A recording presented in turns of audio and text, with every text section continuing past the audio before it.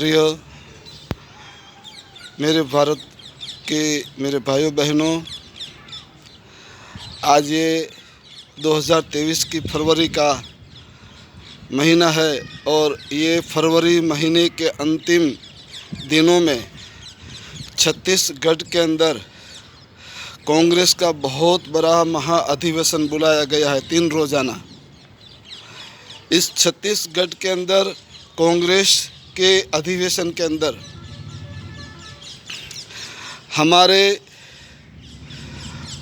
पुरानी कांग्रेस के जो एक पवन खेरा नेता है, उन पवन खेरा को विमान के अंदर से यहाँ की पुलिस वालों ने उनको उतार दिया नीचे और उनको असम की पुलिस वालों ने उसको गिरफ्तार कर लिया। क्यों भाई? वहाँ कांग्रेस का अधिवेशन चल रहा था, उसमें उनको शामिल होने क्यों नहीं दिया?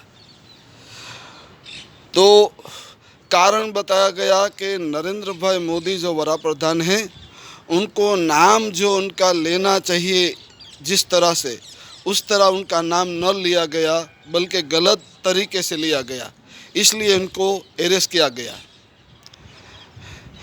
मैं एक बात से सहमत हूँ कि पवन खेरा जी ने जिस तरह नरेंद्र भाई मोदी साहब के स्वर्गीय पिता का नाम जिस तरह से लेना चाहिए था, इस तरह नहीं लिया, ये पवन खेरा की गलती है। किसी भी मरहूम माता पिता का नाम खराब तरीके से नहीं लेना चाहिए, ये पवन खेरा की गलती है। नरेंद्र मोदी को चाहे तुम कितनी भी गाली दो, उससे मुझे कोई एतराज़ नहीं, लेकिन नरेंद्र मोदी के जो स्वर्गवासी पिता है, उनका नाम गलत तरीके से लिया गया पवन खेरा के जरिए से, उसके साथ मैं सहमत नहीं। ये इनकी गलती है पवन खेरा की। किसी भी मरहूम माता पिता का गलत तरीके से नाम लेना ये सही नहीं।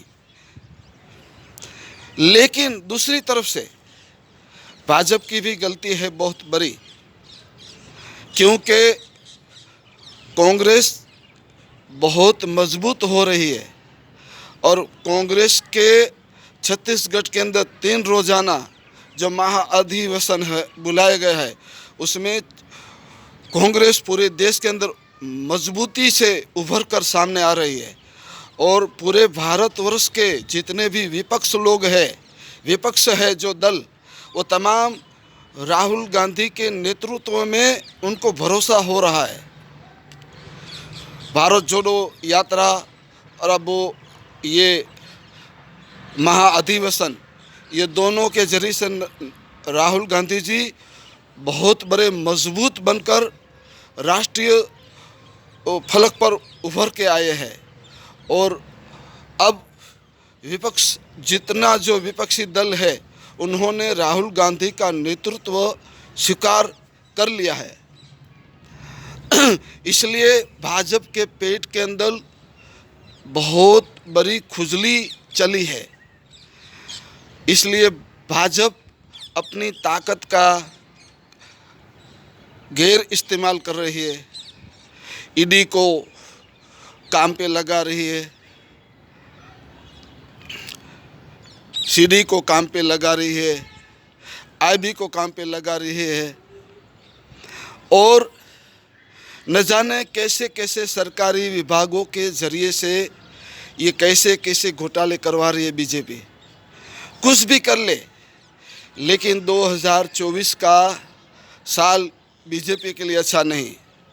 और ये भाई महाचोर, ये गौतम अदानी पहले गुजरात का एक छोटा सा बनिया था, स्कूटर लेकर चलता था, स्कूटर लेके फिरता था, एक छोटा सा बनिया था। अचानक ही स्कूटर लेकर फिरने वाला आदमी भारत का सबसे बड़ा मालदार कैसे हो गया जल्दी से? क्योंकि नरेंद्र भाई मोदी ने भारत की जितनी बैंकें हैं उन बैंकों में से करोड़ों खरबों रुपया उसको दिलवाया। अब ये तमाम जो हमारी गरीब प्रजा का जो पसीने की कमाई थी वो तमाम अडानी ये ले डूबा। इसलिए नरेंद्र मोदी पूरा प्रेशर में आ चुका है और भाजपा की सरकार भी पूरी प्रेशर में आ चुकी है। अब वो किसको बताए अपना दुख। इन लोगों ने बहुत बड़ा पाप किया है और मैं कहता हूँ ये गौतम अडानी जो पहला बनिया अहमदाबाद का बनिया स्कूटर लेके फिरता था फिर वही पोजीशन में आ जाने वाला है। अब ये नरेंद्र भाई मोदी कहते हैं कि मैं ये खजाने का रखवाला हूँ,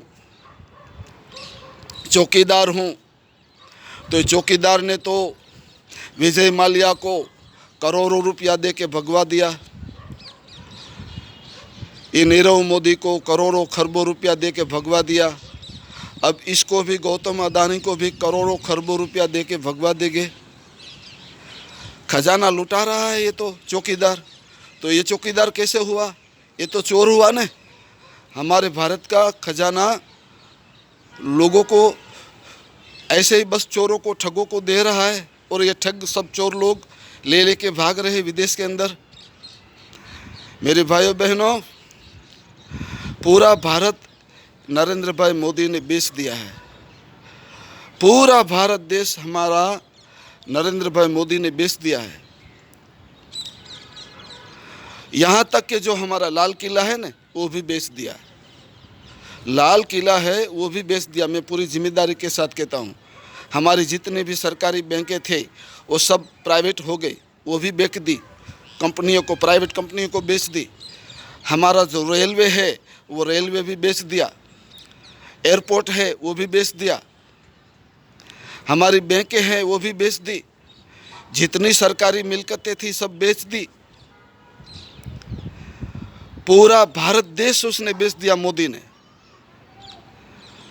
इसलिए मैं कहता हूँ 2024 के अंदर कांग्रेस अब मजबूत बनकर उभर रहा है और जितनी भी गलतियां भाजपा ने की है ने उसको भारे पड़ रही है। कर्नाटक के अंदर भगवा गुंडाओं ने बहुत शोर मचा रखा है, आतंक मचा रखा है कर्नाटक के अंदर। अब वहाँ कर्नाटक की प्रजा अब ये भगवों को जाकारा दे रही है। अब कर्नाटक के अंदर फिर से कांग्रेस की सरकार आ रही है। इस तरह महाराष्ट्र के अंदर भी ये भगवा गुंडे का बहुत बड़ा बुरा हाल होने वाला है। उद्धव ठाकरे फिर से बड़ी जंगी बहुमति के साथ महाराष्ट्र के मुख्यमंत्री बनने जा रहे हैं। बस आने दो चुनाव, महाराष्ट्र के अंदर राज्य सरकार के चुनाव आने दो। देखो फिर भाजपा को कैसी ऊंधे मुंह गिराते हैं ये लोग। देखना महाराष्ट्र की सरकार वहाँ बनने जा रही है उद्धव ठाकरे की, और गुजरात के अंदर भी बनने की ही थी 2022 के अंदर।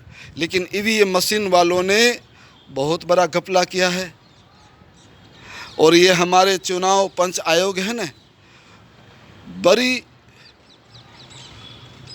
लोकशाही की हत्या कर रहे हैं और बड़ी गुंडागर्दी की तरीके से ईवीएम मशीन के अंदर घपला कर रहे हैं। और ये ईवीएम मशीन के अंदर घपला करके ये बीजेपी को जितवा रहे हैं। अगर 2024 के अंदर सही तरीके से चुनाव पंच ने चुनाव करवाया तो फिर कांग्रेस की सरकार बनने जा रही है 2024 के अंदर केंद्र के अंदर। देखना भाजपा को चारों तरफ से हार का मुंह देखना पड़ेगा, क्योंकि भाजपा ने बहुत बड़ा पाप किया है, लोकशाही की हत्या की है, देश के बंधारण को तकलीफ में जोखिम में रख दिया, भारत देश की संप्रभुता को जोखिम में रख दिया, राष्ट्रीय कौमी एकता को जोखिम में रख दिया। इसलिए ये तमाम जो अडानी है, अंबानी है, ये तमाम जो नरेंद्र भाई मोदी के जो ये मित्र है, उनके लिए भी अब बुरा दिन शुरू होने जा रहा है। याद रखना, मैं गुजरात जनता समर्थन पार्टी का प्रेसिडेंट गुलाम हुसैन नंबर 5 ब्लॉज। जय हिंद, जय भारत।